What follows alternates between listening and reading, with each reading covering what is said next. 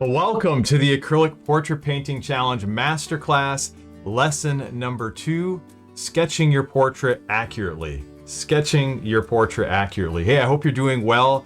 It is a freezing cold day here in Wisconsin. As I woke up, it was, I think, like -5 degrees.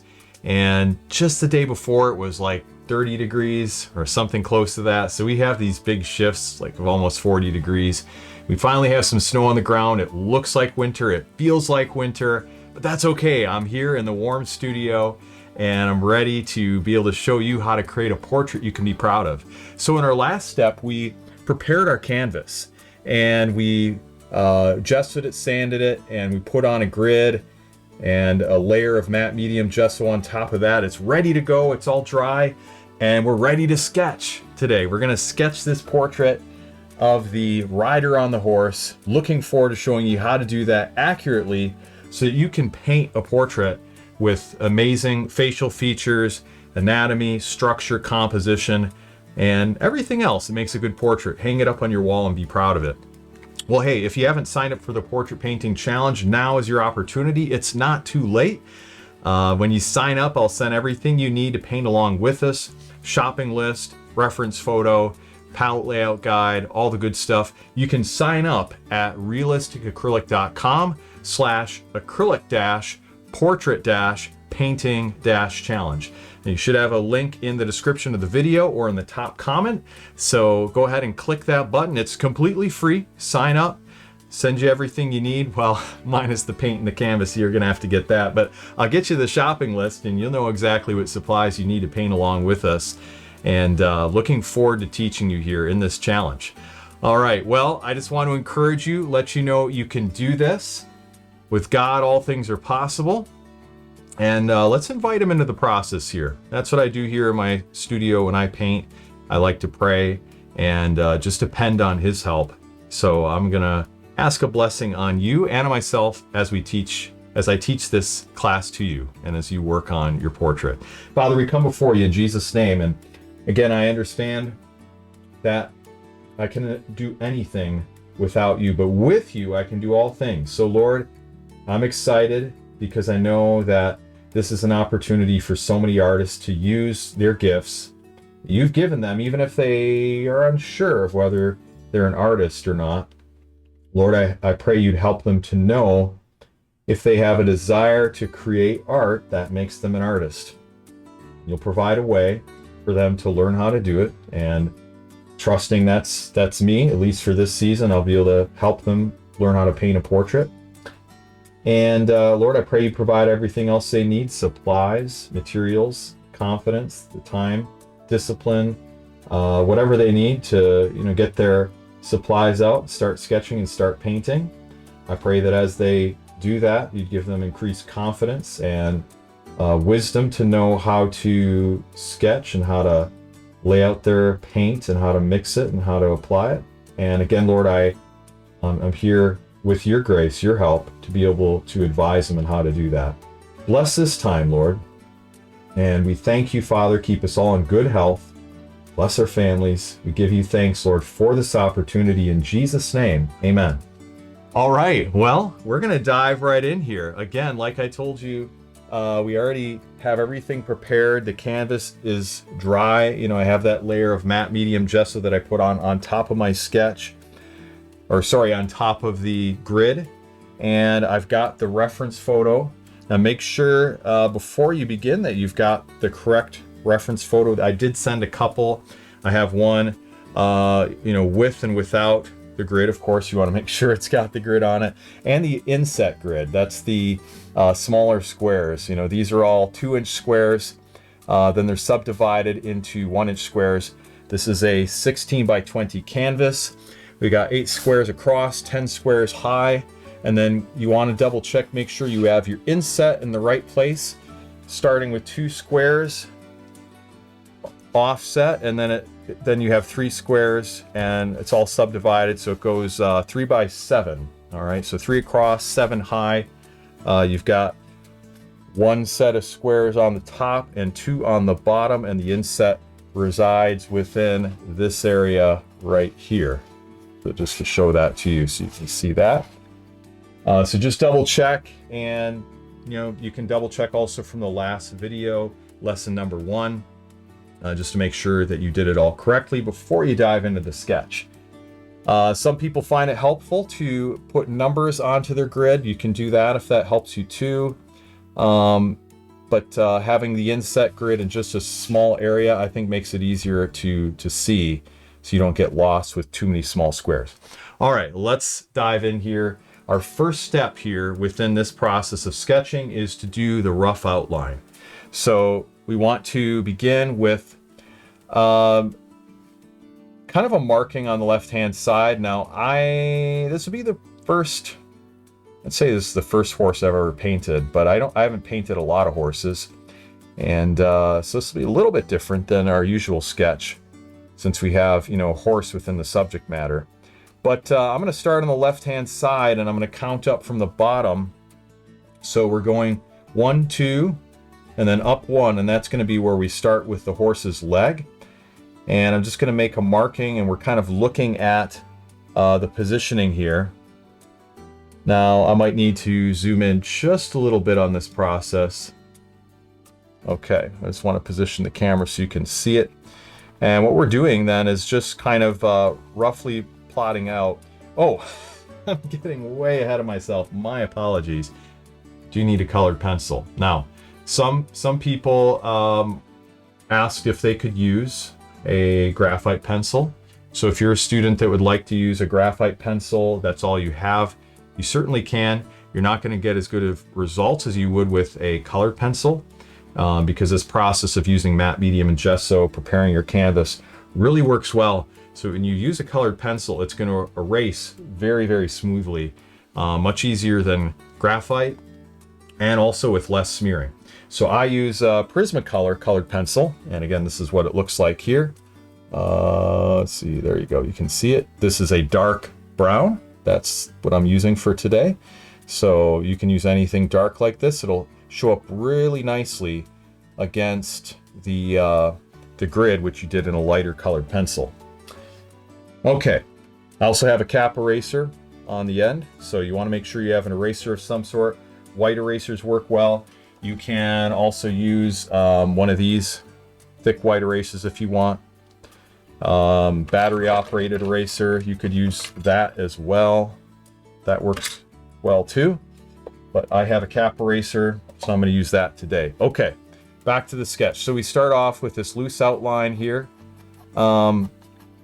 And we're just trying to get proportions. So you're looking to see, where the grid intersects with your sketch. And I'm just going to zoom in so you can see that just on the section that we're doing here. All right, see if you can see that grid line. I'm going to move the camera over just a bit so you can see the reference photo. And I just want to kind of show you the way I'm doing this. So you have this rough outline of the leg, and I'm looking for fractions. I'm looking for, approximately, where does this vertical line of the horse's leg intersect with this line running across? All right, so we have our horizontal lines, we got our vertical lines, but where does this vertical line of the horse's leg intersect with this square, the top edge of this grid line running across? And I'm looking for whether it intersects at maybe a quarter, third, half, 2/3, 3/4, etc. So it's a little shy of the halfway mark. So I'm not saying to just make marks and then, draw it geometrically as if you're doing a math kind of question, where you plotted out numbers. You remember that back in algebra class? I am not a math guy. I mean, I just barely... I'd say barely. I took the lowest classes I could in high school for math because my mind is definitely more right brain than left brain. So I'm with you if that kind of stuff just goes over your head. But please don't feel like you have to plot out points and then try to rigidly connect them. So when I'm talking about fractions, I'm just meaning proportions, because as artists we do have to see the proportions. So just roughly is what we're looking for. So again, we're just kind of seeing where these lines go. So I'm looking at the hind part of the leg, and forgive me, I don't know the anatomy of horses very well. Maybe I'll study up on it a little bit as I'm teaching this. I'm not an equine artist, but anyway, the flank or the rear part of the horse, we're going to go ahead and put that in. And then we're just going to curve this up, and I need to zoom out so you can see what we're doing here.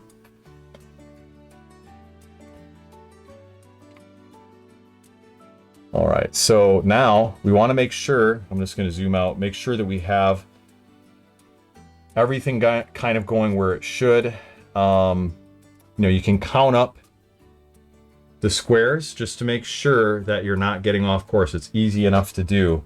So, you know, if you just kind of do a benchmark 1, 2, 3, 4, 5, 6, and this is where, you know, that angle of the horse's rear end kind of turns 1, 2, 3, 4, 5, 6, and that's where it's turning there. So we're in the right place here.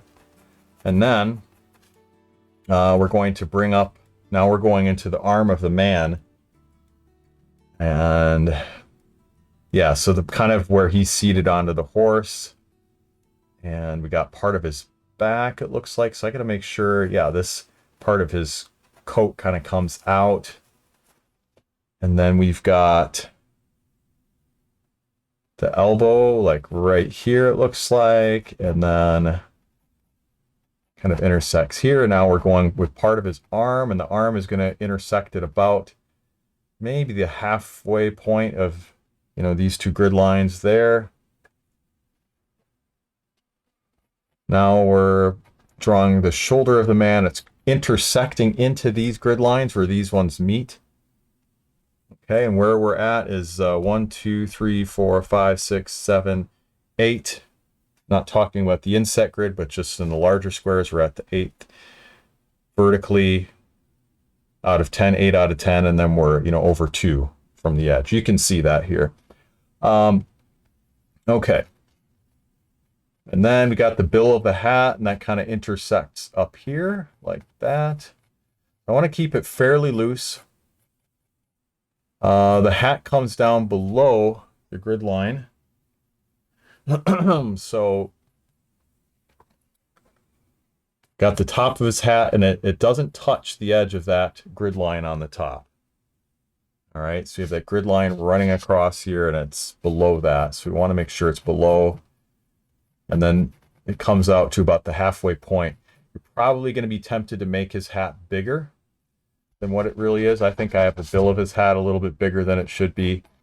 I'm not gonna do too much erasing right now. Let's not do too much erasing. Let's just keep the sketch kind of loose. Use short choppy strokes. That's a good way to do it. And you really want to keep your colored pencil sharp to a very, very tight point.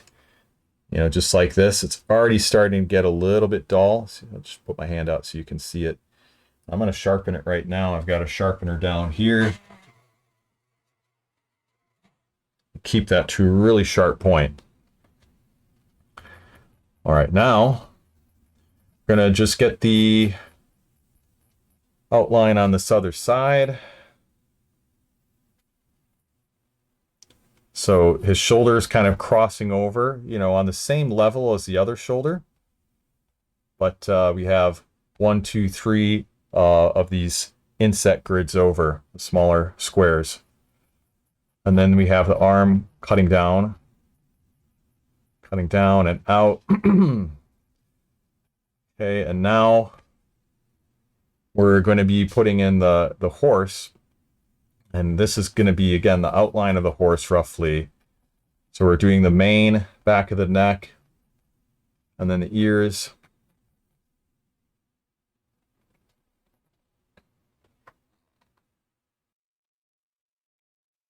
And then we'll go ahead and put in the other ear. So now we have the inset grids here, and then here we do not. So I think we have enough, the grids provide enough guidelines for us to get the proportions in. So we have this ear kind of coming out to about there. It comes down. The head's going to go down past this grid line a little bit. Now we're looking at the outside structure of the horse where we have the eye socket and comes down to about here. We've got an angle here that changes. So keep in mind there's a big angle shift as we're getting into the snout of the horse, the nostrils, and then the mouth. It comes down to about there. Now here we've got this part of the lower jawline of the horse that's a little bit curved. The neck like that. So this meets, you know, that almost meets this inset grid line right here. You notice that. And then the neck is going to go down to about there. It's going to cut in right here to this inset grid line. Then we've got some extra saddle gear for the horse, and that's going to be coming out to there. And then the stirrup. Forgive me again, you know, if I don't identify the names of these parts very clearly or accurately. This picture is something we chose as a group to paint together, so I'm not normally a wildlife or Western artist at all. But that's okay. We're doing this together and it'll be fun. So now we're adding the outside leg part of the horse, chest, getting these outer contours. Okay, so we got to get the leg to go in all the way here, because if you look at the reference photo, we can see that where these inset grid lines intersect, the leg only goes past, like, within this square, just about a quarter of the way over. So it's real close to the edge. So I'm going to bring that all the way over there. Oh, I shouldn't be erasing, but you can do a little erasing. I just try to keep the erasing minimal. Okay. So now we've got the place where the horse's leg and hoof kind of meet into the snow. And that is going to come down about here. So again, one square from the bottom. It's not going to hit the bottom square. It'll be above that. And it's about in the middle of this square, approximately. So let's try to get try not to be too fussy with this and just get the outside edges. And notice how I'm holding my pencil kind of closer to the edge as I'm sketching, looser, doing a rough-in sketch. I'm not holding it right by the tip, but I'm holding it more towards the middle to the edge of the pencil, which allows me to get, you know, again, some shorter strokes and keep things kind of loose. So I'm just kind of pivoting my hand like this. Notice that's the sketching action, just like that. If that helps you at all. I mean, we're all going to do it a little bit differently, but, you know, if it helps you to kind of follow the way I do it, fantastic. So I'm going to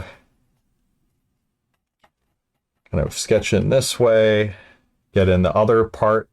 We've got that upper chest area. Now we're going into the other leg. Let's see, this is going to intersect like that, and then it's getting into the leg right here. Okay, we've got the kind of bumpy joint part of the leg, and then now let's just make sure I have this right. Yeah, something isn't quite right here. Okay, let's erase this. I think I missed it. So we have the main grid line here. Yeah, so this leg actually only should come out this far. I don't know what I was thinking, but again, I don't have a ton of experience with horse anatomy. That's okay. It's all part of the learning process. Sharpen the pencil. Alrighty, and we're going to get this joint in. That's going to be right here, and so we have this line here and the inset grid line coming down. If you can see that, that is where we're going to have this particular joint. And we bring this up like that, and where are we at? So this is going to meet not quite at the halfway point of these two vertical lines. It's kind of a little bit more to like a third of it. And this is the left side of the leg. Leg's gonna curl back like that. Now we're doing the hind leg. Okay, it goes out like that, and then we have the underside of the horse's belly right there. Now we're going to be getting into part of the foot of the rider and the stirrup, which is going to be something like this, I imagine. Just try to get that rough shape. Got the tail that's just kind of, you know, drooping down. I mean, the horse is not moving, so it's just kind of sitting there, and it's covering up the other leg, I think, too. Yeah, it's covering up the other hind leg. So we'll just kind of have that tail going downward like that.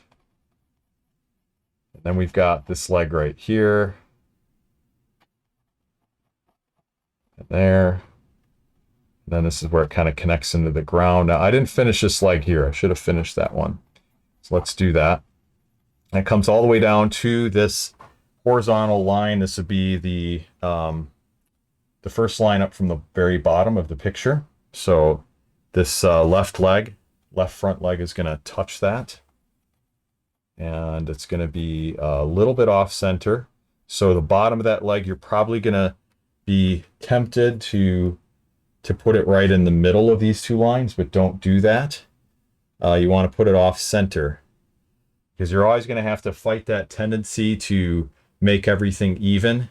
You know, it's just a human tendency to order our world, and you're going to want to put things in the middle and the center and line things up precisely. But in nature, it's way, way different. So we'll really want to observe where exactly these features occur. And here it's a little bit left of center of this particular square. So, and it looks like it maybe comes down just a little bit below the line, but just barely. So we have some of the snow kind of going over, you know, on top of that. But yeah, that's it there. Okay. So now, if you look back, we should have an outline of the rider if you finished everything. Now, we didn't get the background. Let's kind of establish where the background is, the horizon line. We have a juncture between the snow and then kind of the grassy stuff growing on top of it. And then we have a juncture between the mountaintop and the sky. And that's what we want to establish here. So let's just kind of zoom out of our picture a little bit so we can see everything and kind of get an idea of where this is going to occur, because this will help you to plot your glazes when you have this sketched in roughly. So I'm just counting up 1, 2, 3, 4 from the bottom, and in the fourth square, kind of about halfway down, we've got, you know, the edge of these grassy things growing out of the snow, these reeds. So we're going to kind of just sketch that in roughly, just like that. All right, and then we count up from there, 1, 2, 3. And you can use a benchmark by looking at your rider and seeing if it rises above his elbow a little bit. And that's going to be the top of the reeds. And they kind of protrude a little bit above the grid lines and then a little bit above like this. And then kind of flows into behind him a little bit like that. And then you've got the grassy stuff growing on the other side of him, which flows, about up to the level of you know, not right up to his hat, but a little below the hat. So it's going to be, you know, on the second line down from the top, you know, 1, 2, and then you've got this line and comes up to about that point. So you can just kind of loosely sketch it in. Short choppy strokes. Notice the directional strokes. I'm trying to follow what I'm seeing in my reference photo. So some of these little reeds are going one way, some are going another way. I'm just trying to capture that. So we've got one like this and this, but yeah, about from it hits the top of that second line.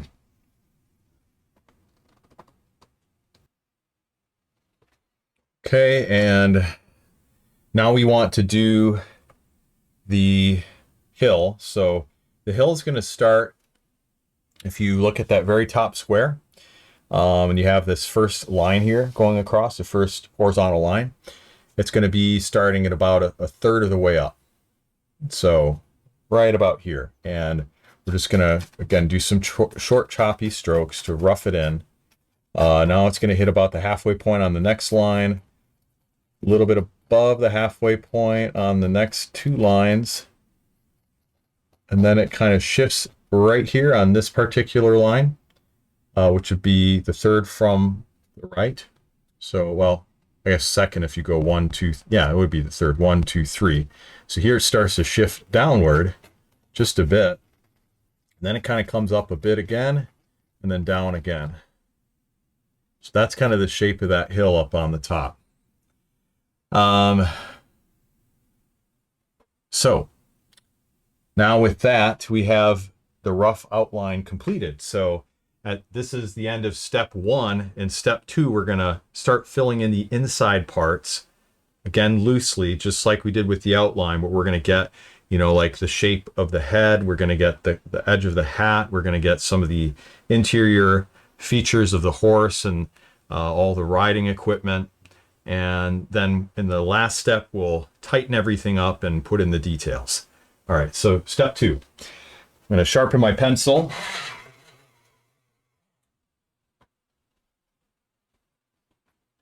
Step 2 is where we fill in those features loosely. We'll start with the left-hand side. We're going to put in that kind of saddle part, whatever it is, part of their bag, or I don't know what that is, but part of that equipment. I need to make sure I've got this in the right space. See how easy that erases, though? And look at that. I love it. So when you have your canvas prepared nicely and you don't use too much pressure, it just erases so nicely. I love it. Okay, so we're going to go ahead and just kind of get the edge of this bag here. And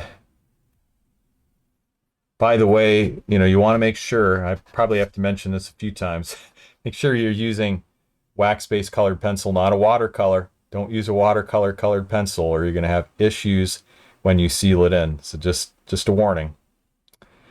I just have to remind people of that because inevitably we have a few who use a watercolor colored pencil and then they try to seal it in and it smears everywhere. And I don't want to have that happen to you. So yeah, make sure it's Prismacolor or some kind of brand that's a wax-based colored pencil. Okay, so we are putting in these saddlebags here, and we got the arm for the rider. Yeah, so his arm kind of cuts in like this. This is where I'm glad that I have the inset grid because it helps just to give us some more guidelines. Now we're doing the inside right side of his arm. It cuts in a little further. It's a little thicker. Just erase any marks you need to at this point. Not a problem. Still going to use short choppy strokes. Similar kind of method as to what we did with the outline, but now we're putting on the inside features. So his arm, yeah, it's going to cut in between those two vertical lines. So I want to make sure I have that thickness there. He would be a little bit sad if I made him too skinny, so you don't want to do that to him. I'm going to get a little wrinkle here for his kind of sleeve where that comes into play. And then let's kind of put in the edge of the bill of his hat. It should be, let's see, where does that cut in? I'm going to zoom in a bit. This is important, obviously, because it's his face, so just zoom in a little bit with the camera. If you can see that, I'm just going to make sure that that is visible from your edge. There we go. So, yeah, we want to make sure we get in that hat. You can see it maybe just in the lower part of the screen. And it cuts in like that. Now we're not, worrying about making it precise at this point. We do want to just kind of block it in roughly. Put in the face, bottom of the chin. There we go. And now maybe if you can put in, you know, the partition of his clothing, because that's important. So that would be the edge of his jacket. A lot of detail in this particular painting that we're doing here.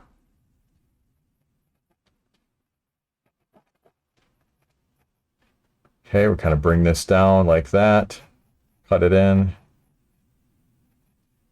And then we've got the vest, which comes down, let's see, not quite all the way to that grid line.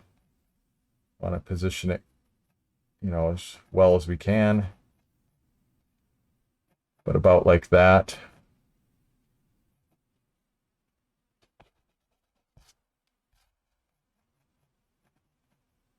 Okay, and this would be the chest area going into the arm. We're going to put up a line for that. There's a lot of detail here. And then here we have the left side of the right arm, forearm extending out. It's foreshortened as it comes toward us. Here's the back of the mane of the horse.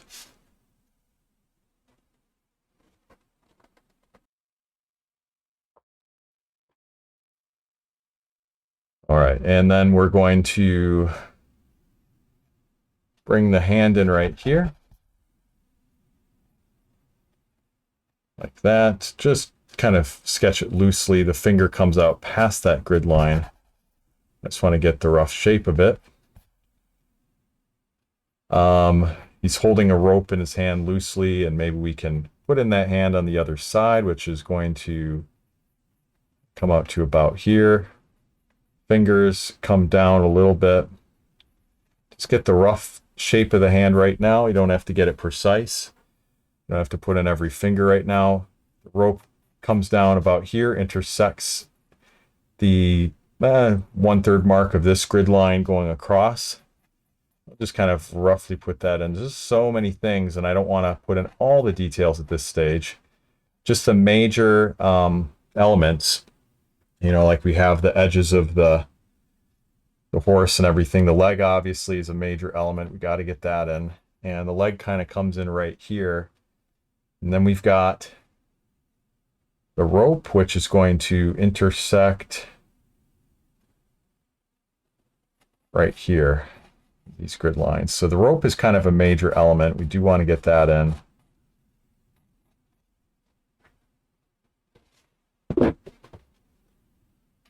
So we'll just kind of let that loop like that. But we've got his leg that comes all the way to about a quarter from the edge on this particular line. And then he's got some leather, boy, oh boy, I'm not sure what those little leather things are called that hang off from the leg wear that he's wearing from his pants. Somebody will have to enlighten me on these things. I'm going to have to probably take a course on Western art and anatomy of horses and riders. But anyway, there's little leather things that are trailing off. We got to put those in. Yeah, they're also in leather jackets too. So maybe motorcycle riders would know that as well, what those things are called.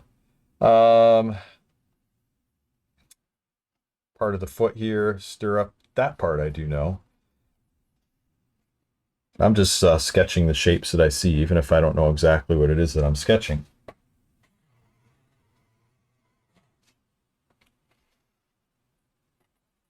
All right, we have a couple of areas here, some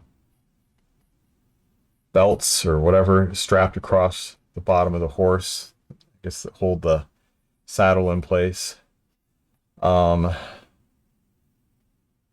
Right, and now we want to put in the main harness or halter, whatever it's called, that goes across around the horse's neck and chest area. So that seems to be a strong angle right here. And it intersects up to there. Maybe this is the bridle that I'm drawing in that kind of meets that spot. There's some hair, the mane that's flowing over that. There's a rope. That, I think that's important. And that's on this square that goes right below the hand.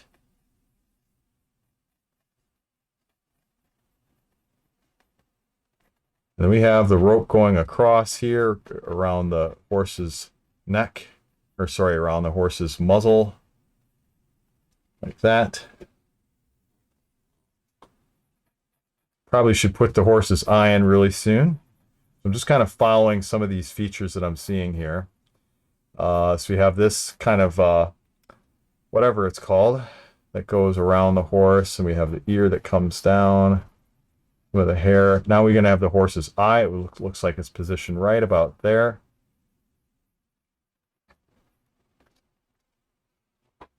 The nostril, maybe right about here, and then the muzzle.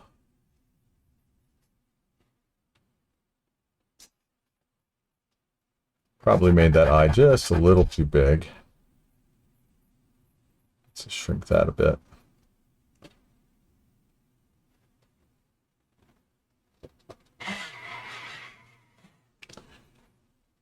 All right, I'm going to finish this this strap kind of thing, whatever it is. Let's see. Make sure I have it going correctly. So, bottom of this harness or halter or whatever it's called goes,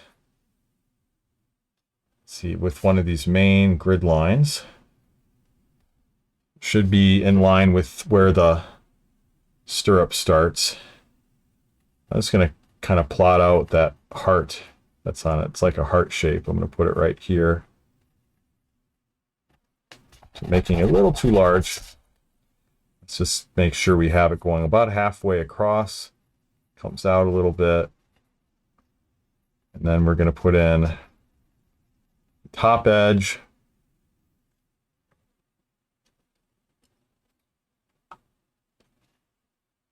Right about here. It's going to come around like that. So this is going to be foreshortened as it hooks around. You really just want to draw the shapes that you see, even if you don't understand what they are.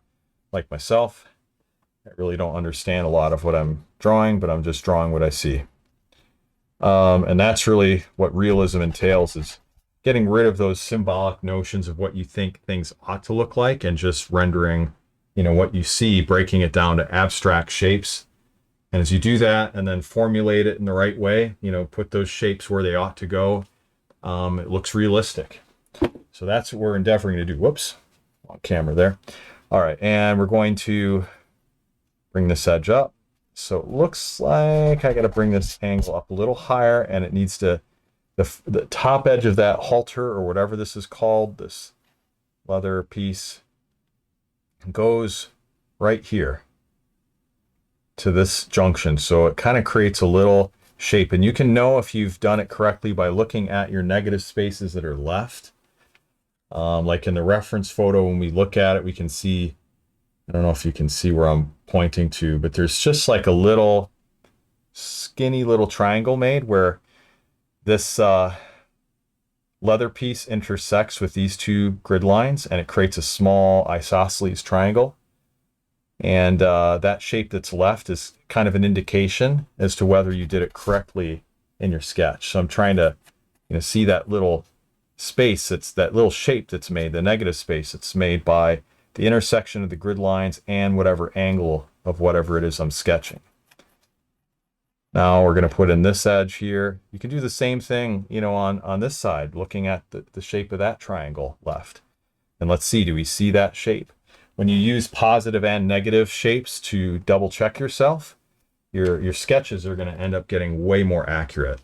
And that goes for your paintings too, because if you can sketch accurately, getting in proper composition, anatomy, form, and features, you really can do the same thing with your paintings. Then it's just adding, you know, your color, your tonal values, and your texture and detail. But we're going to just get this accurate. So that's pretty good. That's pretty close.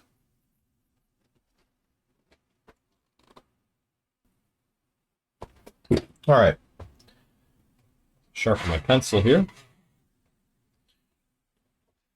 Just want to make sure I'm getting this bottom strap. So that comes down to about this area here. Got the little buckle, it changes angles. Just slightly off camera. But it just changes angles right here, this lower part of our buckle. And then it kind of goes right in the intersection of these grid lines. So there's a little buckle right here that's flattened out. Even though it's a buckle, don't try to necessarily draw what you think looks like a buckle. Just draw a skinny little rectangular shape. And that'll serve you a lot better. Okay. Now, let's see where we're at. We've got a lot of these interior forms filled now, so this is good. But we have a long ways to go. I'm going to say this stage is done. Step number 2 is done. Now we're going to go to step number 3, where we refine and add the detail. We're going to tighten everything up, erase things as necessary. I don't want you to erase large sections unless maybe, you know, you were way off in your proportions and you missed a grid line or a square. But as you erase, just make some minute corrections, and I'll show you how I do it with mine here. And then we're going to refine the detail. So that's what we're going to do here in step 3. We're also going to maybe put a little bit of indication of tonal values where some darks and lights occur, so that when you glaze, you know where to put in your dark values right away. All right, so let's start with this face and kind of work our way down from there. I'm just going to move the camera up to the top. And we want to really start getting that that sense of the shape of the head and tighten that up. So now I'm really kind of looking at my markings and making sure that they're accurate. So I go over some of the lines that I've established and I erase around them and kind of darken things a little bit. Because I started off with lighter pressure and now it's time to get darker. If you start off with your sketch too dark, it's going to be much harder to make corrections. So in your first 2 steps, try to really go as lightly as you can, and then you can tighten things up in this step here. And you're going to darken certain lines that have more visual weight, more importance, like anything like arms and the bottom of a chin and, you know, the outside contours of the horse. Major features you're going to put in a little darker, but then extraneous detail and things like that are going to go lighter. So that's what I'm trying to do, is really establish my edges and trying to tighten up the edge of this this hat here. Let's bring that camera up just a little bit higher if we can. Okay. And we want to get that outside contour of the hat really nice and precise. So I think I made that build just a little too thick, so I'm going to kind of erase it, and I can see the ghost image of what I had underneath and use that as a guideline. And then I'll bring up that edge just a little bit right there. And that comes down about halfway.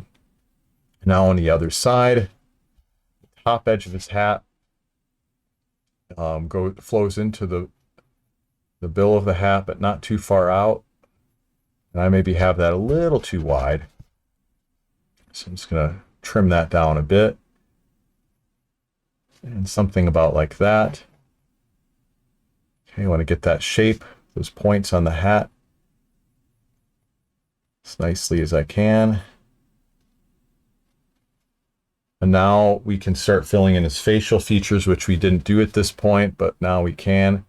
So it's going to be small within your canvas. I mean, it's only going to be about 1 inch, little over an inch, inch and a half will be his entire face. So it's going to be challenging, but that's why we call it a portrait painting challenge, right? All right, so we get the shadow going over. That's part of the feature. It's not just where the eyes are, but it's where that shadow.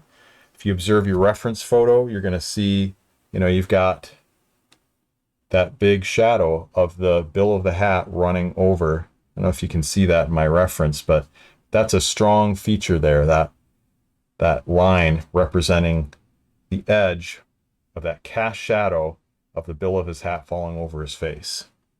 All right, so you want to make sure you get that in. But yes, we do also want to look roughly where his eyes, nose, and mouth are. So we're going to be probably tempted to make those facial features larger than they should be. So again, I'm going to really see, where does the eye occur? Where does the nose occur? The nose is about a little below the halfway mark of this grid line. It's got the mouth, which is close to the edge of our grid line.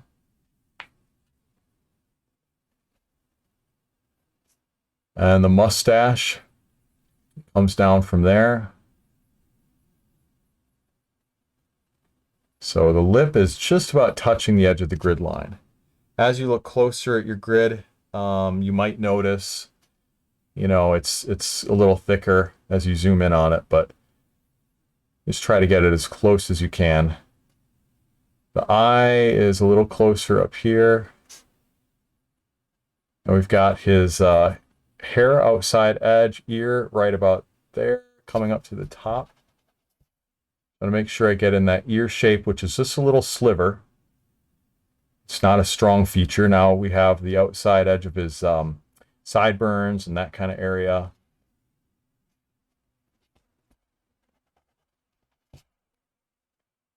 We'll try to really tighten up the shape of his eyes. They're just little squinty shapes. So don't think that you're doing eyes when you're drawing them. You're just kind of drawing these squinty little shapes. And again, the shadow comes down like this and creates a little bit of a shape of its own.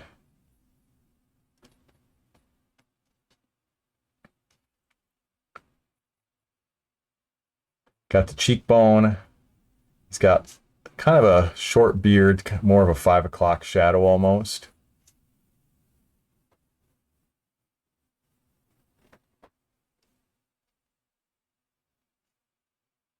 And as I look at it, I think I need to bring the bill of his hat up just a little bit higher. And maybe bring that left eye up a little higher so his face can be just a bit longer. I'm going to bring that line up higher here. And you might also be tempted to make his face run straight across with the grid lines. Don't do that. Make sure you have it tipped at an angle. So this, if you were to, put a pencil right over your face, in between your eyes, and touching the tip of your nose, let's see what happens when I turn my head this way or that way. So the axis turns. If I would go like this and run the pencil across, touching my eyebrows, tip my head, notice how that angle changes, right? So that's what you want to see when you're drawing him, is that his head is tipped towards the right. So his eyes will not be straight with the grid lines, rather they'll be tilted like this. All right, so if you can get that, make that observation and incorporate that into your sketch, wow, that's going to be a huge win for you, because many artists, beginning artists miss that, and they tend to make the head straight on when it's actually tilted. So seeing this observation, incorporating it into your portrait, if you do that, high fives, you've already won a huge battle. So yeah, let's keep going though. All right, gonna get the eyes kind of at the right shape, the eyebrows. Again, just skinny little shape on that eyebrow. Yeah, the eyes are just little triangles almost. And that's all we can do, is just put in those tiny little lines. Let's just zoom in a little bit more if we can. Really try to see. It's about as close as I can get here, just so you can see the shape. All right, and then the shape of that nose. It's kind of a down pointed nose, and we have the wing of the nose right here. Angle kind of flowing out like that. Okay, on the other side. And then we've got the mouth kind of opened a little bit, the mustache, a little bit of a shadow going across. It's got a little cleft chin, it looks like. And it's got a scarf or something, I don't know, right here. Just fill that in like that.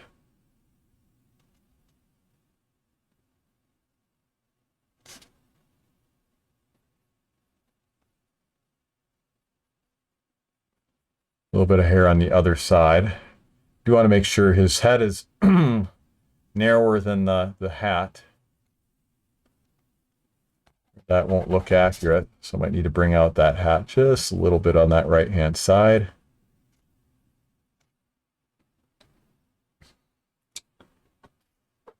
All right, that's where I'm going to stop, I think, for his head right now.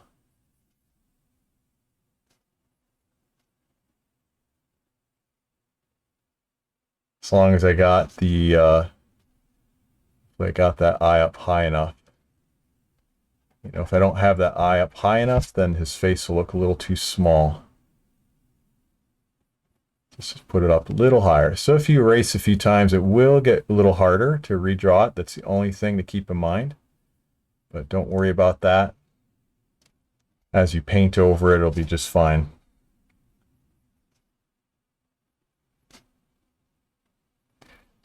I'll need to bring this eye up a little bit too, just so I have the angle correct.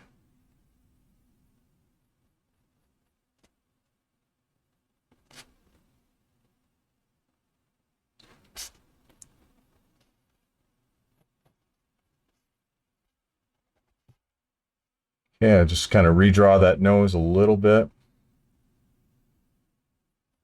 You want to make sure that you get the nose rendered at an angle because he's got a 3/4 turn on his head.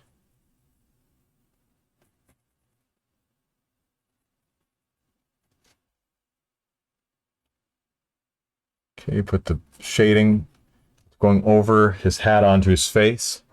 The face will be a challenge. It will be a challenge because it's so small. So I'm just letting you know. I wouldn't worry too much about the face if you don't get it perfect. Although, I mean, it is kind of a big focal point, but we have a lot of elements in the picture. Just want to mostly get the overall proportions correct. I'm trying to make sure I get that little shadow in there. And if you don't get your sketch just perfect, you can tighten it up in the painting. You just want to overall have your proportions as accurate as possible.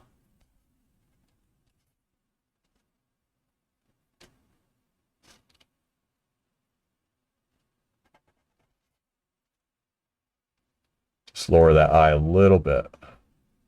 Sometimes it's a little bit of give and take between raising up a feature and lowering it until you have it about as good as you want. Okay, this is the bottom edge of the hat. So drawing in the hair a little bit tighter.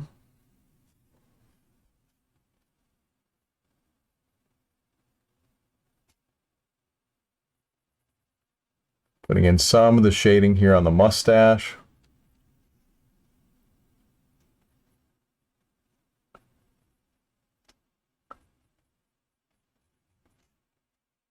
And a little bit of shading representing part of the ear canal and the hair going over it.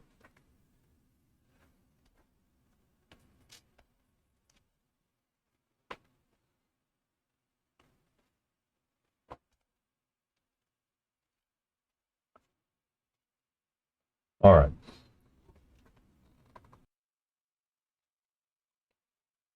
Okay, and now let's do a little work on the interior of his clothing. We want to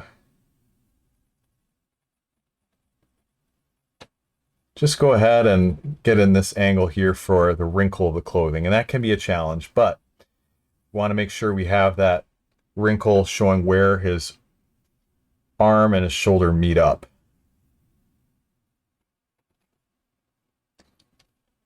There's a little bit of a shadow. His arm actually comes out a bit further, but then there's some shading cast shadows on his arm that kind of make it look skinnier than it is. But we just want to see overall those shapes, these contours. Give a little bit of a shadow here, and then here. Put in some shading on the outside edge just to indicate where the juxtaposition is on these wrinkles. So we have, some vertical shapes showing where our light source is. We want to keep in mind the light source is on the right-hand side. All right, so we have some sunlight over here shining down, casting a shadow from the bill of the hat onto his face. And then we've got darker values on the left-hand side corresponding to that light source. So if you can render that now on your sketch, it's really going to put you ahead when you begin painting, because then again, you're going to know exactly where to put your glazes and really create that sense of three-dimensionality by having your dark tonal values in the right place, your mid-tones, which would be the little lighter values, and then your highlights on top. But we'll talk more about that when we paint. I just wanted you to be aware of it as you sketch. So I'm putting in, some of these wrinkles and creases. You don't have to get every crease in that you see, just the major ones, and then use lighter pencil strokes to indicate some of these less important shapes.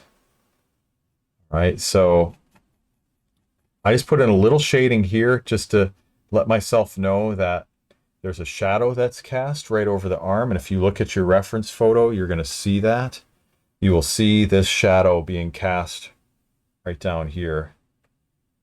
And so this area is light, and then the rest is in shadow. So I'm indicating that on my sketch. We've got some shading in right here. I'll put in, this crease, and of course this pocket up here, or maybe not pocket, but this feature on the jacket, this overhanging part is that's an important thing to capture. So we want to put in that specific shape, the cast shadow created by that, where it occurs, which is a little below this grid line. We put in this shape here. That's important as well. The lapel. We want to make sure we have that in too.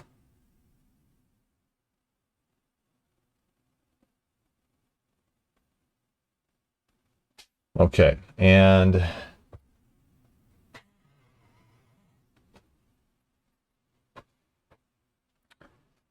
so we have the lapel coming out right there. There's a shadow being cast from that onto the clothing. Crease going down right there. Now we've got inside shirt, so you have the outside jacket. Now you have an inside shirt. He's got a few different layers on here.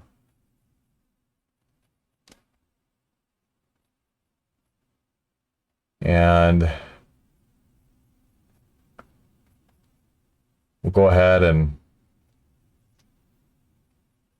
put this outside part on. This would be part of the shirt here. The collar. That's important to capture that.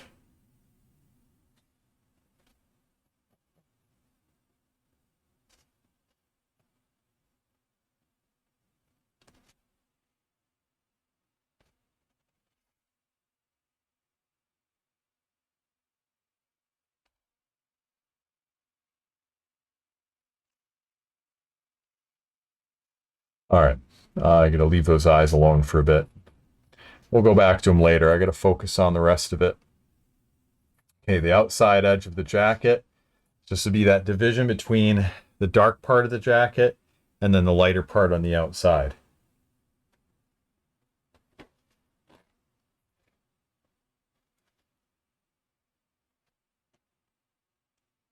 Okay,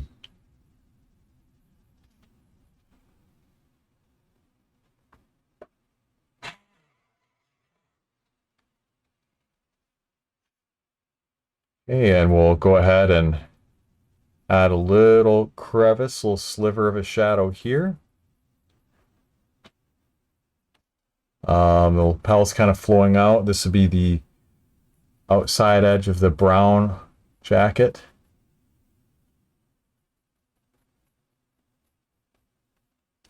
And then we have that little overhanging part on the other side. It curves down. We've got a crease that goes all the way up from the arm into the chest, into the neck area right there. It's a strong shape. Got a little shadow here. We've got a crease right here, and we've got one right here. Just like that.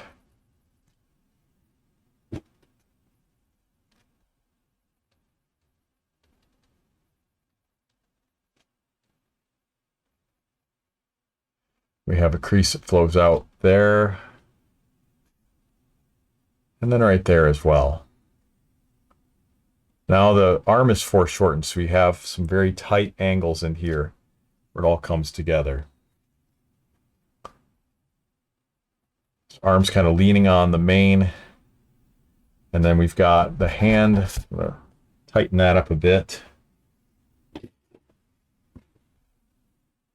And that's going to flow just like this.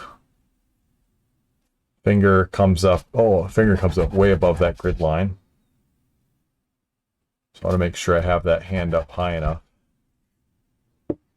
I had that in the wrong spot. We need to raise that hand up where it's like above that particular grid line. I'll show you on this camera.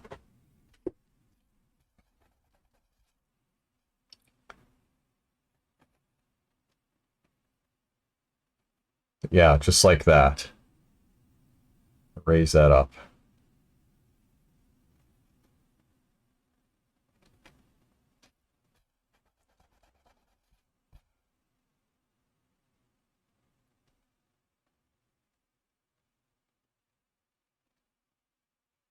So put this finger up a little bit higher right here. Let that intersect just slightly.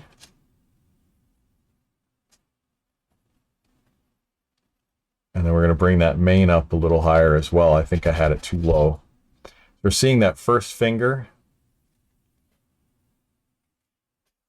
And it's got these gloves that have open fingers on them. And then, you know, the rope or whatever he's holding kind of loops like that. So maybe I just had that rope in the wrong spot. Yeah, I must have had it in the wrong spot. It comes up higher. Like this. So let's just adjust that rope up higher.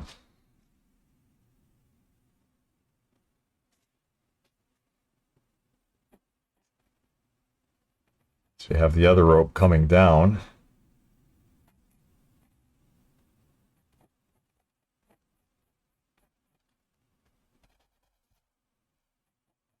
Like that. Then we have these smaller ropes. I mean, that's, I guess he's holding the bridle, but we have these smaller ropes. Maybe his last swing ropes. I don't know. But we put them in there.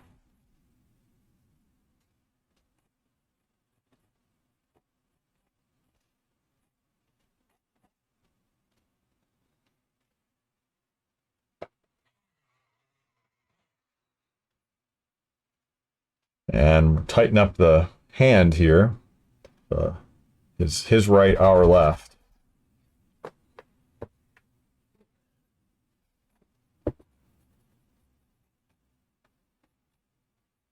Okay, we're just going to get the fingers kind of cutting up a little higher.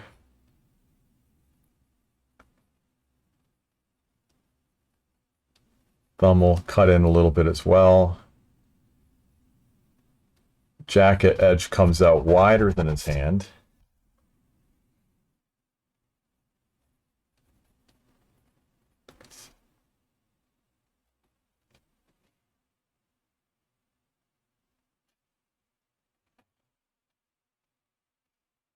All right, and now we want to bring that mane down a little bit right here.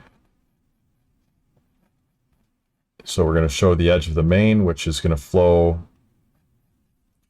Make sure I have that flow correct. Kind of comes out, it goes in, then it goes down.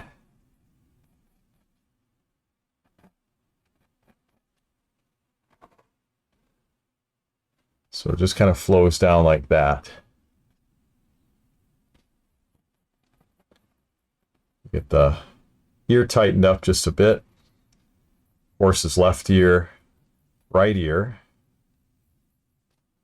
Just going over all the edges and double checking them, making sure we have them accurate as possible. Some hair kind of flowing down like this.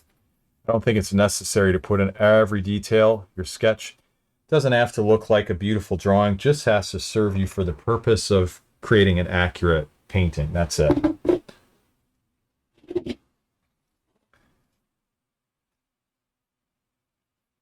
I'm going to fill in the value for the eye just so we can kind of see where that occurs. The strap running on the horse is just a little bit behind this hair right here. And there's a little bit of shading I might want to indicate there. The shadow being cast from the strap onto the head of the horse, which can be very, very helpful for, giving it a sense of form.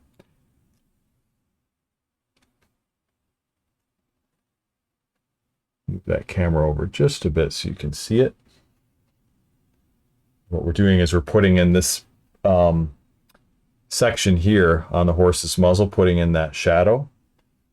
And that's important to get that shadow. There's a cast shadow. If you look at that distinction on your reference photo, right in here, see that darker value? You want to put in that shading there to show, the musculature of the horse and the anatomy of the horse. That's important to capture that.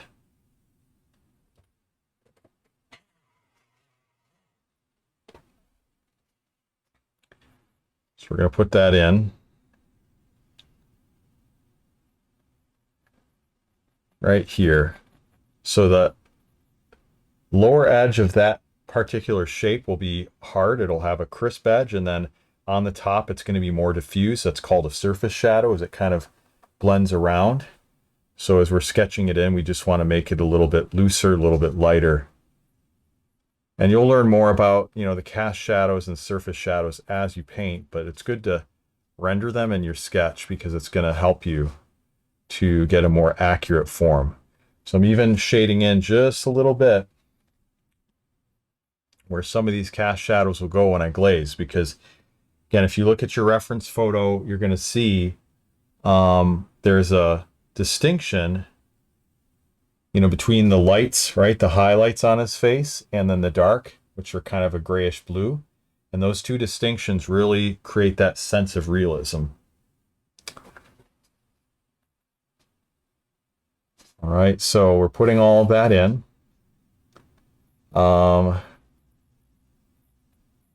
Put in the straps from these chaps on the other side. And we've got his boot in the stirrup. Try to capture that a little more accurately. Bottom edge. There we are.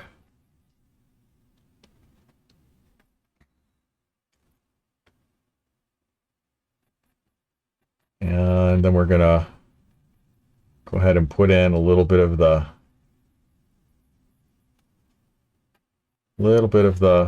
cast shadow structure of the horse's neck there.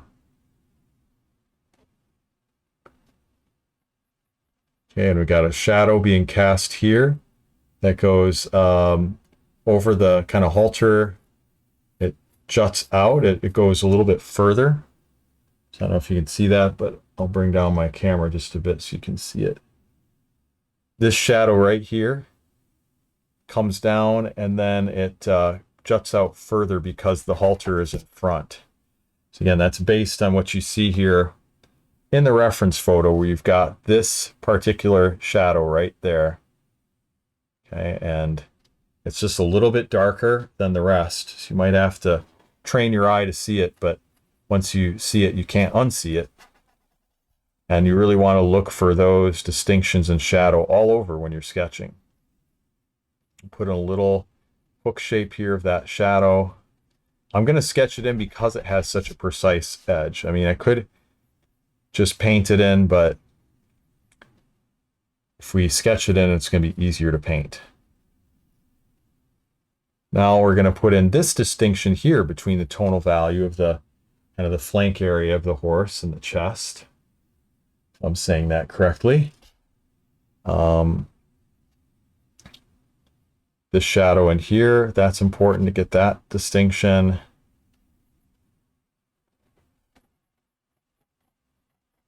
Get a little more musculature on the left side of this leg. Make sure it comes out far enough.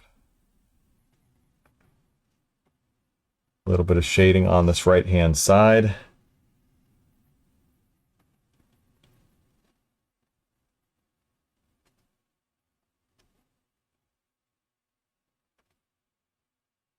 I'll put a little bit of structure and shading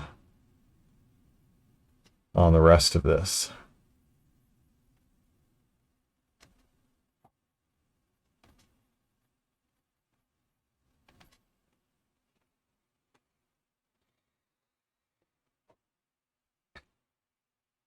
Now we'll bring out this leg a little bit larger on this. Okay, so I'm hopping around, but I'm going to the rear leg, the rear left leg as we see it, because it's a little bit skinny. I want to make it just a bit thicker right there. So widen that out a bit. Again, I want to put in that shading on the left-hand side to show the form of the horse. It's a strong cast shadow coming down right about here. So I'm just going to sketch it in lightly just to suggest that that part should be shaded in. As I do that, I hold my pencil more towards the end so I can just kind of roughly sketch it in, or even hold it slightly on the side.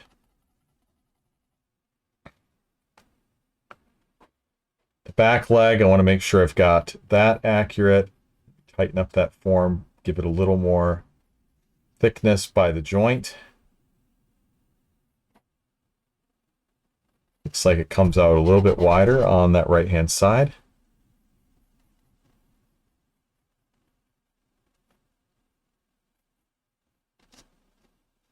I'm going to put in a little shading on that left-hand side as well.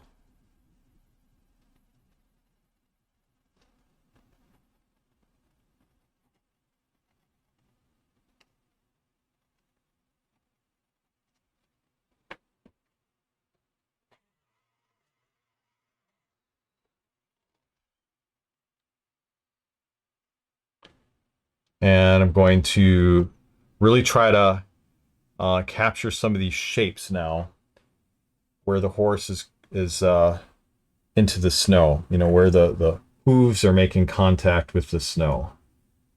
So I think that's important. I'm just going to move my camera down a little bit.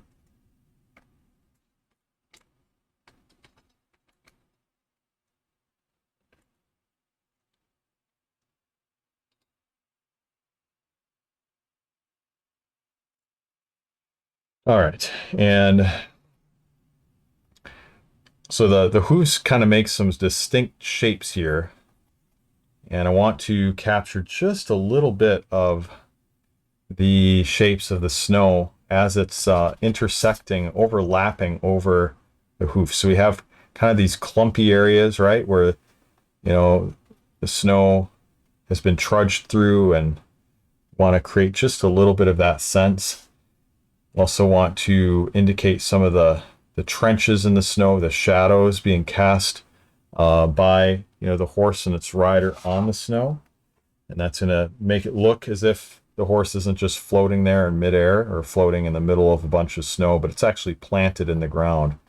So I'm looking at these specific shapes. Doesn't have to be just like the reference photo, but try to follow it as much as you can. And the shadows will be very skinny because we're looking at them foreshortened, especially the ones in the distance. So these little lines represent shadows. And if you look at your reference photo, you'll see some of those shadow shapes in there, these little trench shapes. So that's what we're trying to represent. It'll be a little bit of a darker bluish color, you know, because the snow is reflecting that color of the sky. So it's going to look like that bluish gray color you see.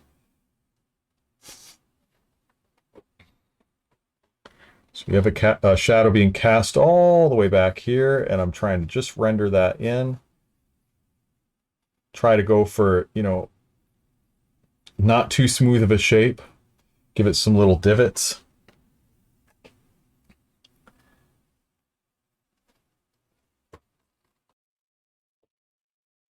All right, tighten up the mane on the top here. And I want to tighten up a few things like the part of the inside shirt, the dark shirt. We're going to put in those buttons. That's important. So we have one button that happens right about here, and next one is going to be a little bit below the grid line. The first one is going to be more of an oval. The next one's going to be rounder because it's facing toward us. And we have the last one again, which is going to be foreshortened more like an oval. Let's bring the outer edge of this jacket down a little further.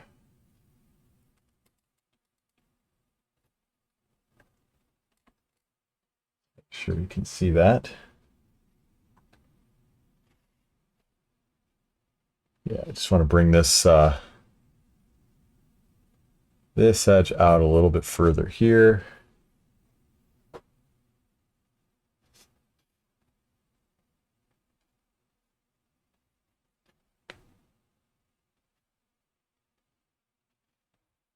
Darken some of those lines a bit.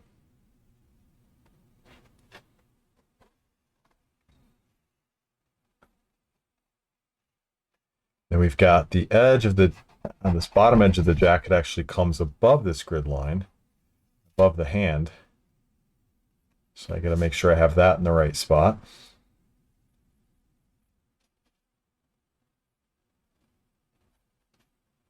And there's the seam on the bottom. It looks like the edge of the jacket comes in a little bit closer, so I'm just going to bring that in more.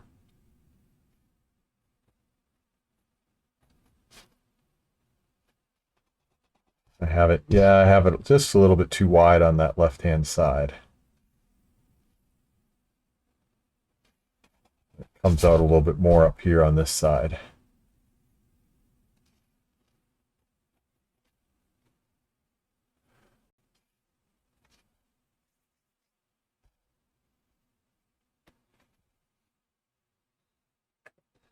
We have a couple of wrinkles that go across. They're very, very faint. I don't know if I want to put them all in, but I'll put maybe one or two indications of these wrinkles. They're just kind of triangular shapes.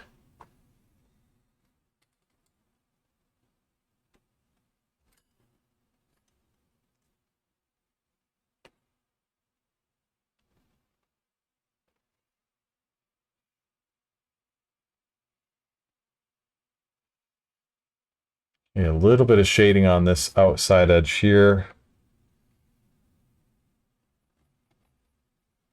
This is a very strong shape. The next one is lighter, so I'm not drawing it as dark.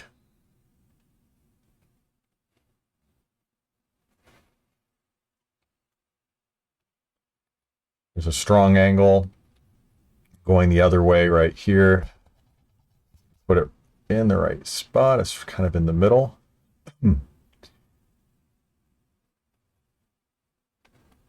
There's also a strong shadow right there.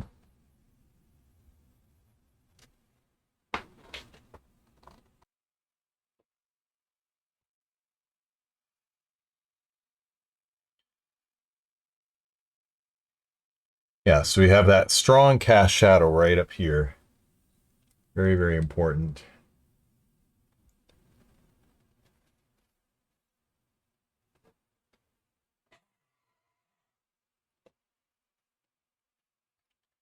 This shape here. Shoulder comes up a little bit higher. So I'm gonna beef up his shoulders a bit. He'll like that, I think. Just looking at the shape created by the grid line where it intersects and the top edge, and I'm looking at that negative space, which would be this shape right here, and that's how I'm judging how high the shoulder needs to be. So again, using your negative spaces can really help you to see your proportions accurately.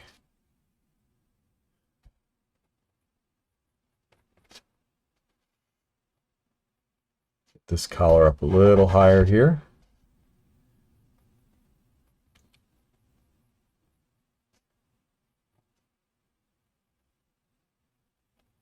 Bring that in a bit and get a little shadow right in here.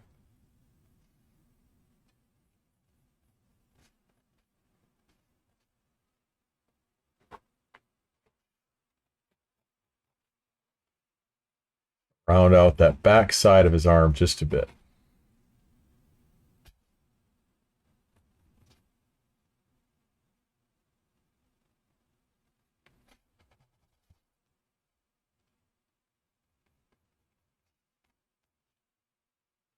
And I want to make sure I have this right arm, or his left, our right as we see it, having the correct contours on the outside edge. So you have a couple of transverse wrinkles that run across, some at this angle, some at that angle. This shows that his arm is bent, so it's very important to get, these angles in there. We've got some shading on the left-hand side of that arm that I need to put in to show the distinction between his chest and the arm.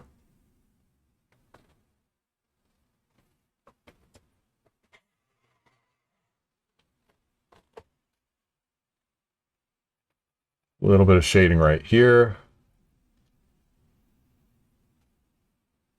And then put in some shading that goes across the chest.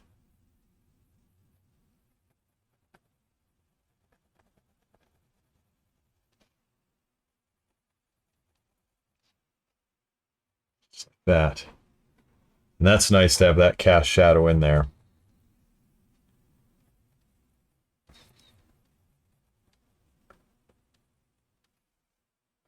Little shadow being cast from the flap of his clothing that goes onto the other part. It's a shadow down in here. We can kind of fill that in a little bit.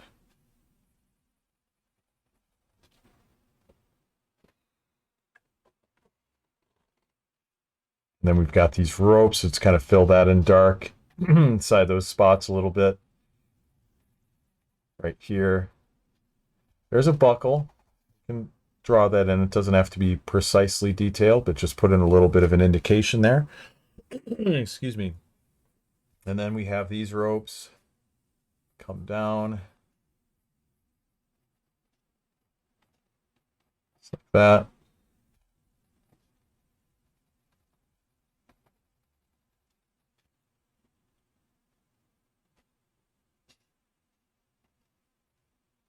Draw some detail on the stirrup.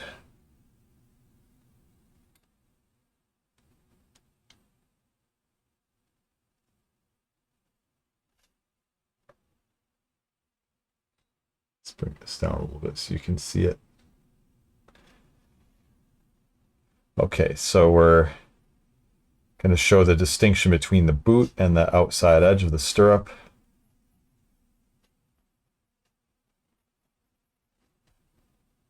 Buckles right about here. Have this kind of buckle thing on the outside.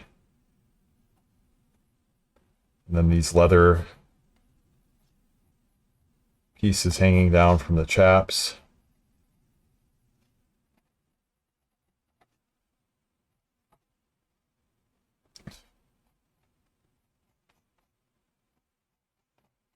Ropes, which I'm not drawing every strand. I'm kind of seeing the whole thing as its own shape, this whole mass here. You don't have to draw every single rope. You can just kind of draw them together and then put in some lines indicating the negative spaces, which, you know, I'm just putting in right here. Like this little sliver is a negative space, and that corresponds to these shadows we're seeing here where they're all bunched together. I'm just kind of drawing it as one thing. So if you can do a little bit of abstraction, that can help. Now we have this little rope that's kind of flowing down. We'll get that in. And that's going to kind of end with this big tuft on the bottom. Like that. At least that's what I'm seeing. I don't want to make it too thick. Make it a little thinner.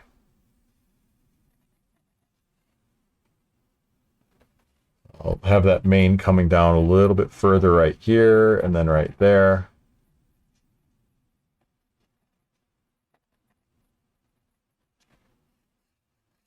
All right, that's good. Little bit of a shadow on the neck area of the horse right here. Let's put that in.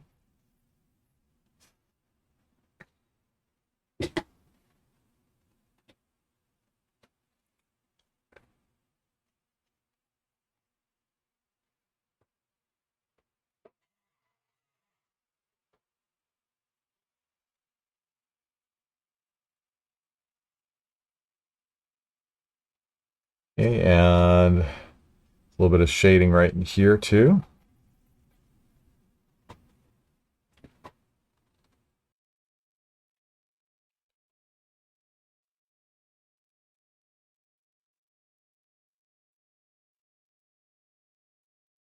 All right, and I want to make sure I'm getting the musculature right in here and the difference between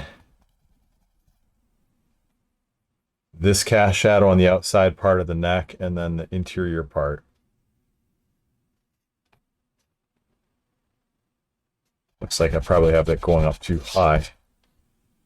Just zoom out on my reference photo so I can make sure I have this going in the right spot. Yeah, this highlight doesn't come up that far. Now we have the rope here. I need to tighten that shape up a little bit. So let's do that. It kind of hugs along the edge of the grid line, but it comes up slightly above that angle. It's not perfectly level with the grid line. It is for a little while, but then it kind of turns up just a little bit. And then looks like he's holding that.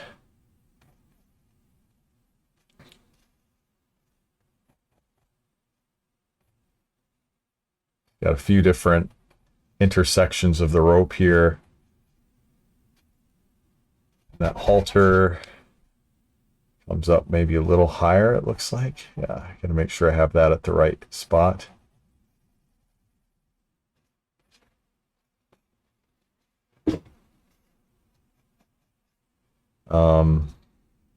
Let's see.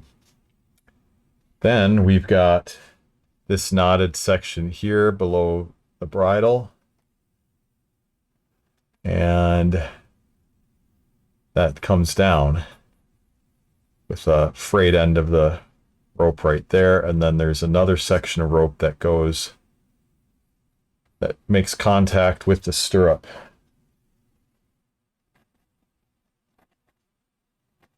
Like that.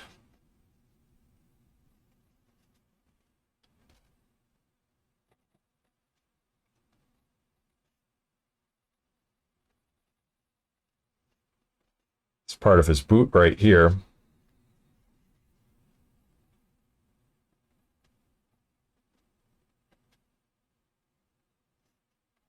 Want to make sure it's large enough. Okay, we got to draw the back side of the boot right there.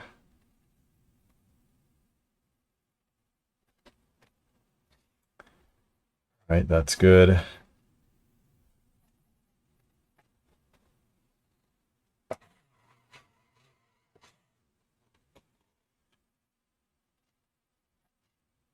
And I just want to shade in this halter a little bit, just so we kind of know it's going to be a darker color, and just get that indicated slightly. Well, I think what's more important is indicating where the shadows are. So I don't want to go too dark with it.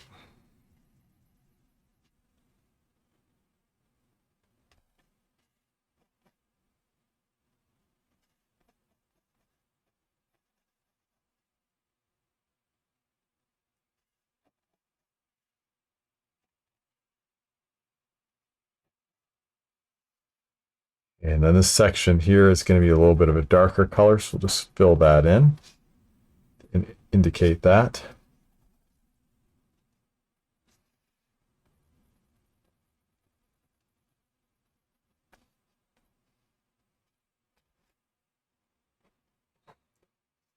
Tighten up that nostril a little bit.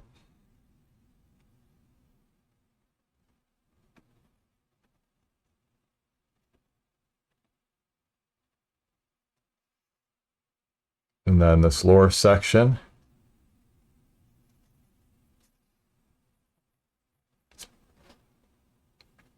Get a little bit of shading in down here. Excellent.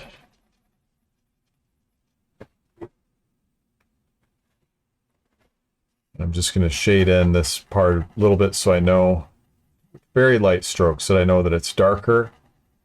And I'm separating between, you know, the highlighted areas and the shadowed areas, according to the reference photo of what we see with these areas here that are darker and these areas that are lighter. They fill in a specific shape, and we want to be able to capture that shape. Just shading in these shadowed parts.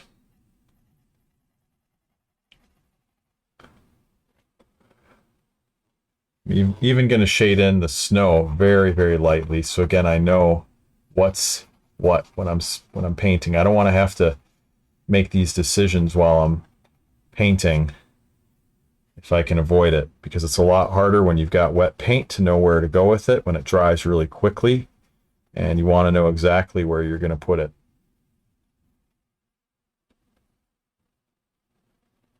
So just, you know, establishing some of these shapes. I have a shadow to run underneath the horse right here, like that. And we have a couple other little tracks in here as well, like right there we can put in. And that'll give the picture some visual interest on that right-hand side. I like the fact that we have the tracks trailing off the edge of the picture plane, off the edge of the canvas. You want to make sure you've got that track going all the way off and not stopping short of it, because you might be tempted to, you know, stop it short, but don't do that. Have that track going all the way off the edge.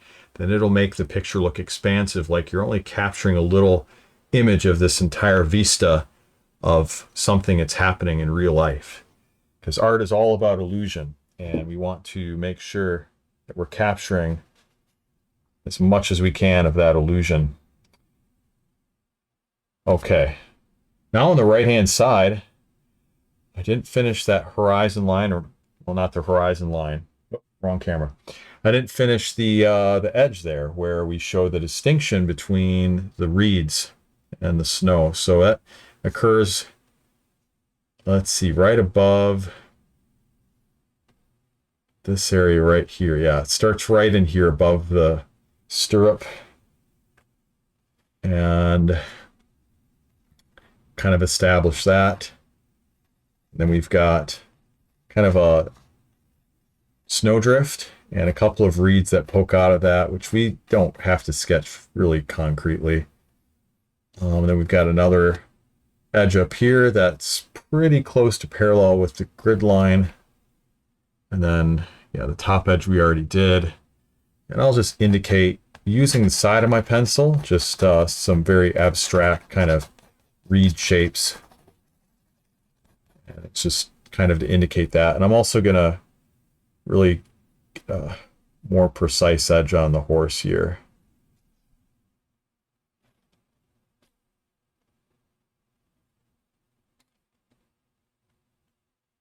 If you want to see this specific edge,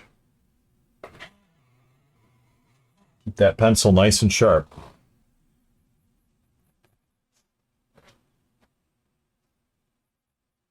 Okay, we have the bump out here for the showing the eye on the other side. We only see one eye. We don't see both. And I don't want to put in too much detail, but let's just indicate that there's a separation between the eye and then the structure of the eye. Right there. A little bit of a eyelid. We'll put that in right there.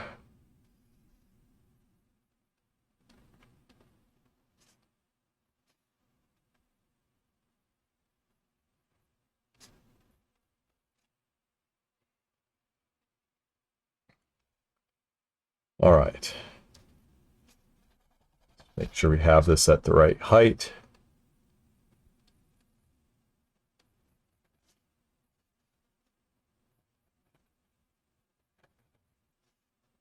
A little shading on the ear here on the left-hand side. Just like that. Put a little more detail on the mane. Don't have to put in every little strand of hair, but just, you know, a few directional strokes. We kind of know how to paint that in.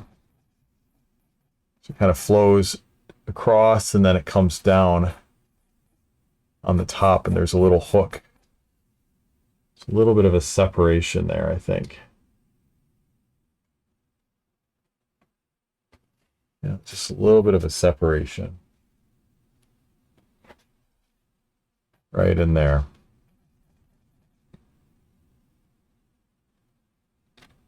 Check the rear part of the horse, make sure I have that correct.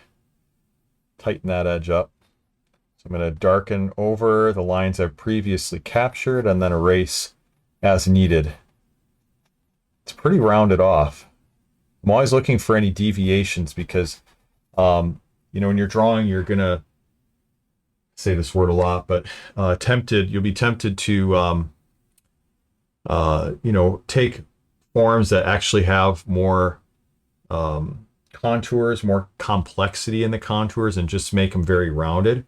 So imagine if you have my shoulder, you would want to, or I should say you would be tempted to make it just like completely round, but there's a lot of little divots and things in it. And same thing, you know, with the horse. There's a lot of divots in there.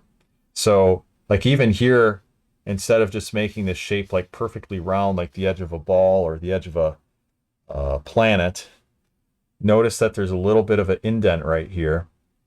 And then here it is pretty precisely round, but it's not perfectly round here. There's really like two angles. There's one angle here and then there's one angle there. See, and so it is rounded, but it comes to a point. So you don't want to make that, you know, too rounded off on the, you know, hindquarters of the horse. And there's a little bit of a divot here, I see.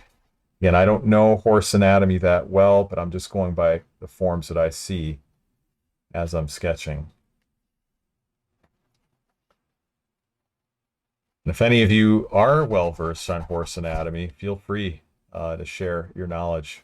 Truly, I mean, if you want to share your knowledge here in the comments, we'd love to hear it. So please do. Oh, wrong camera. Okay, just want to make sure I'm getting everything in here. All right. Wondering if possibly one of these legs is behind the other one. We're seeing two legs kind of really next to each other. It's very possible. We've got the mane, the tail flowing down here. We just want to finish that shape off as it's kind of almost hitting the ground.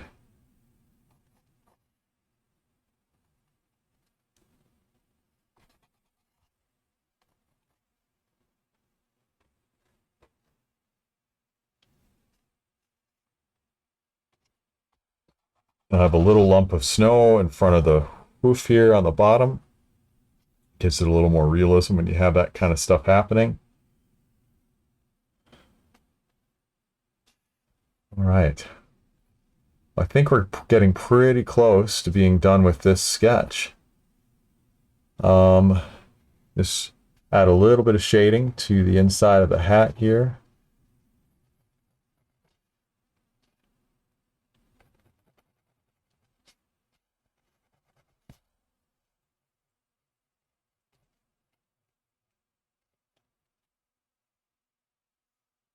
And we'll shade in a little bit here to get some distinction between the interior clothing from his coat. Here, really need to sharpen the pencil a lot. Here we want to put in a little bit of shading. Right there.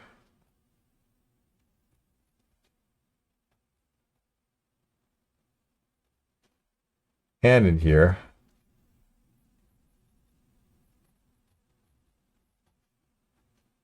A little more precision on these fingers.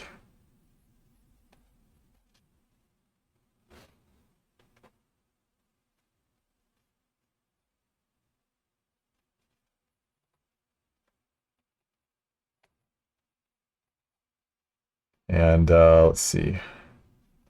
It's a little shadow cast over the chaps, part of his leg here, and then these little leather straps hanging down from that. So I want to make sure I get that detail in. Right in here.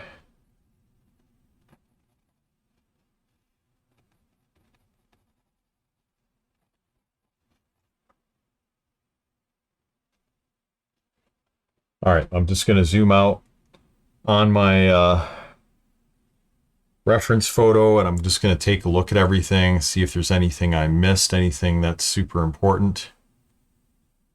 I think overall it's captured pretty nicely. A little more distinction on the edge of the horse leg here.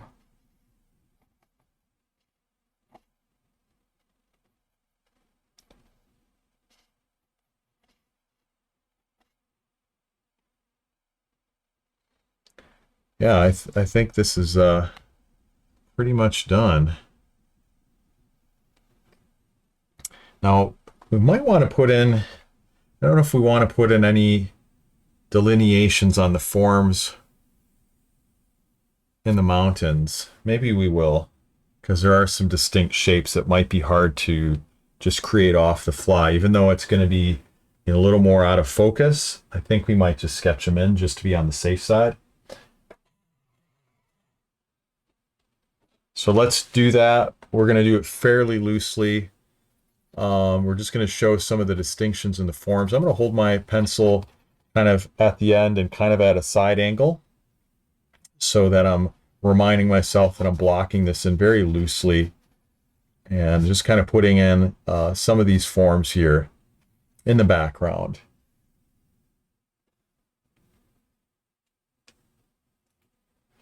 So you'll see some of these shapes here, like this and this. They're a little bit darker. They would indicate, you know, some, I guess, hills and trees, rock formations, stuff like that.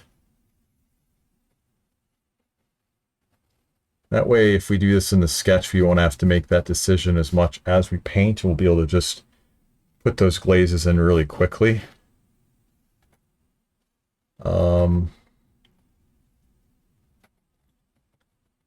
Okay, we'll put in a little form right there, something like that. And then we can just kind of sketch it in like this, really loosely. Just kind of fill that in on the side, so you know that these areas are going to be darker and the other parts be lighter. Now, we don't have in every little form in there, but I think those are the major ones, and that's enough just to give us an indication of what's going on. Just make the edge maybe a little bit darker, even though it is going to be somewhat out of focus, just to get that nice distinction. And maybe we'll put in a couple more of the shapes on the bottom as far as these little pieces of snow.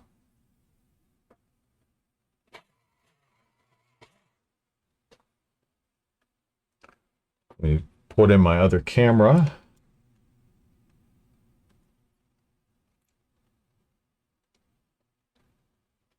So we're going to put in these little shapes on the bottom, just a couple of them.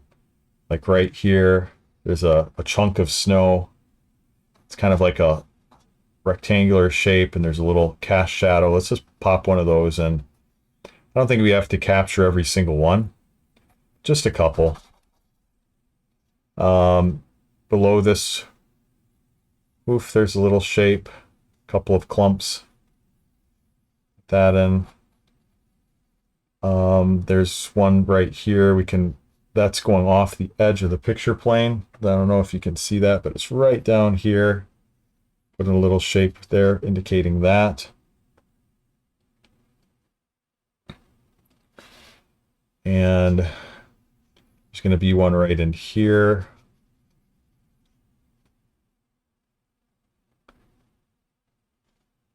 And this does make the image a little more interesting. Gives us some visual interest on that right-hand side. Little clump right there. Filling in the forms.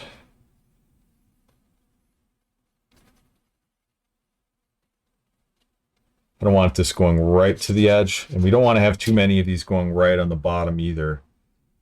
But try to avoid putting one right in the corner because that's a visual tangent. We don't want to lead people to the corner of the image. We can avoid that. So I'm just going to keep that away from the edge.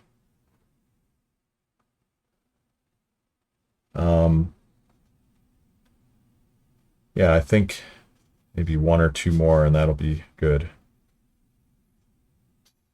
Little shape right here. We could put that in.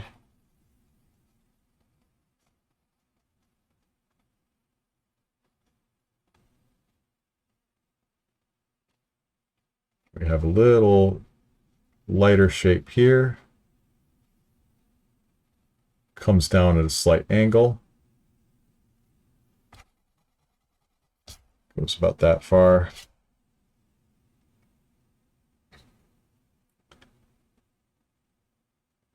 I think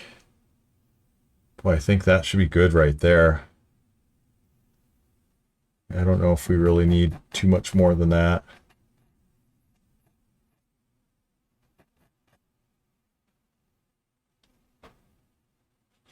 I don't want to have too much here anyway, because I'd like to leave some room for signing the painting. So I have a nice open spot. So I'm going to just keep the shadow off of that area.